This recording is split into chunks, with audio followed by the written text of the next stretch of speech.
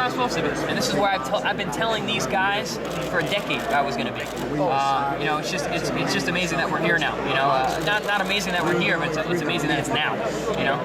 And in closing, most importantly, the ones that have done well with Pacquiao are the only ones that frustrated him and broke his will over time. There's a lot of layers to peel in order to get there. Yes. Do you have a strategy, and do you think you'll be able to implement it early?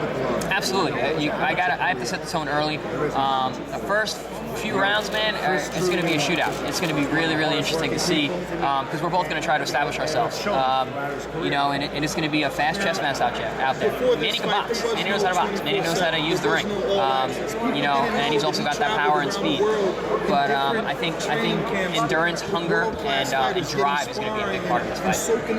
Wish you a lot of luck. Not only you were getting, but he was taking Chris, what was the coolest thing that you saw or did on this whole tour? So can you just speak a little bit the coolest thing that we did was probably the grand arrival in Vegas. It was insane. There was thousands of people. Granted, it was mostly for Manny, but it was still cool to see. But you know, it was just absolutely incredible. That was mind blowing. I know you and Manny, you guys did some.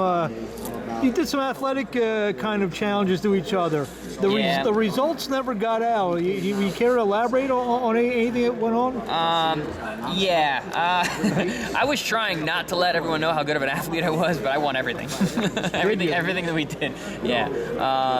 But you know, I think I turned a lot of heads. You know, in regards to my athletic skills. But you know, it is what it is. You know, it was fun. You know, we got a little competitive for sure, but like anything, you know, he's a competitor, I'm a competitor, and I want to win everything I do. So. Did you hit one out Pac Bell Park or no?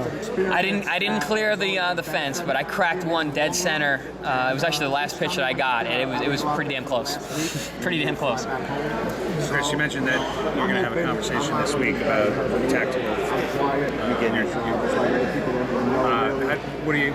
How do you find the wall in that conversation? How do you think that conversation is going to go? I mean, there's going to be 4 minds in the mix, so there's a lot of different ways it could go. You know, I'm curious to see what my coaches have in mind. Looking forward to going over it. I really can't tell you because you know, they're the guys who have been studying tapes and dreaming about the game plan. I got what I'm thinking in my mind, but we'll figure it out. You know. Do you have a preference of how you'd like to fight to go? For legitimate sparring, where he doesn't have to leave in terms of tactical location or state of training camp. Well, I got to see with training camp. We got a long way to go. You know, we're still over 10 weeks out. The strategy is not set. I haven't been in with sparring partners yet. So, and you set a game plan, but things change during camp, and you see how you react, how your body reacts to the new things, and how the sparring partners are. And it's a very, very complicated business. You know, training for big fights like this. As far as when Chris would fight, you mentioned that you just said in the first couple of rounds you're both going to come out and try to establish yourselves. Is that? I mean, do you vary from that at all? Or? I mean, that's just how me and Manny fight. You know, we both fight like that. We both go out and we Manny, you know, in the first round of the Brandon Rios fight, he came out guns blazing, you know, and he actually slowed off, you know, for a couple rounds, and then came back and back and forth, and you know, and even in the Bradley fight, he came out as well. I think Bradley actually took the first round in that fight. He had a good beginning of the fight, but that's how I am too. You know, I went right after Ruslan, you know, and was doing really well until I made a mistake and got caught. But that's just how I am. I did the same thing with Taylor. Came right out. You know, that's I'm an aggressive boxer. Basically seeing him, and I love the guy. You're bringing in a new demographics in boxing, which is some women, and now you have more Filipina women fans. Mm-hmm. How do you feel about that? You know, bringing all these women fans. I know it's great. It's great for the sport. I mean, we're missing out on 50% of the population.